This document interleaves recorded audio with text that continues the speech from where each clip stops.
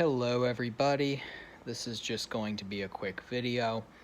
So for those of you who also follow, Kid Behind the Camera, the Angry Grandpa Show, I have for many years, and in case you follow them and you haven't heard, or you haven't seen the vlog as of today, actually last night, January 6th, Bridget's father, Doug West, he actually passed away.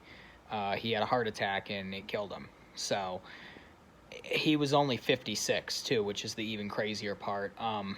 Now, I know everybody who hasn't lived under a rock and who's followed them for the past few years, they know about the whole issue with Doug and the drama and all the the BS that all happened, and Bridget basically cut him out of her life because he did some not so good things, and it wasn't a great situation for anybody, but he's had a lot of health problems, and I kind of knew, I kind of had a feeling personally that he probably wasn't going to make it, to 80, but I really didn't expect him to go at 56. That's a little, I was expecting 60 something. I knew he wasn't going to live till 80. He's got all kinds of health problems, but 56, that's young. And the saddest part is that he took all of the crap, as Michael said in the vlog, he took all of the crap against all of them to the grave with him. He never, I guess you could say, came to his senses. I'm not totally on, I'm not one of Doug's fans per se of his YouTube channel, because there is a lot of stuff he said that's not, it's not even worth listening to. But I'm also not 100% on, Kid Behind the Camera side. I see the merits of both, and I see why Doug has followers, and I'm not one of those people that's just anti-Doug. I would wish him all the harm. No, not like that. At the end of the day, he is still her father, and the fact that he's suddenly passed away like this, he was in the hospital.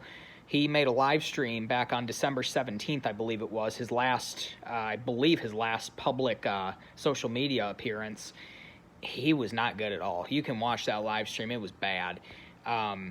I think even in that live stream, still he was talking about Michael and Bridget a little bit. So it's a shame that it's a shame that he passed this early. Nobody should be gone at 56, but it's also a shame that he took all of that BS with him to the grave, and probably caused him a lot of stress, I would imagine. But it is unfortunate, like I said, I didn't think he would live to be 100 or 80, but 56, that's young. And it's a shame. As bad as he was to some of his family members, it's still a death. And it's weird to think about, because it's I feel sorry for Bridget and her family, but at the same time, it's not like it's her mother. It's not someone that she has in her life and cares so much about. But it did impact them, and I think it's going to impact them a little bit.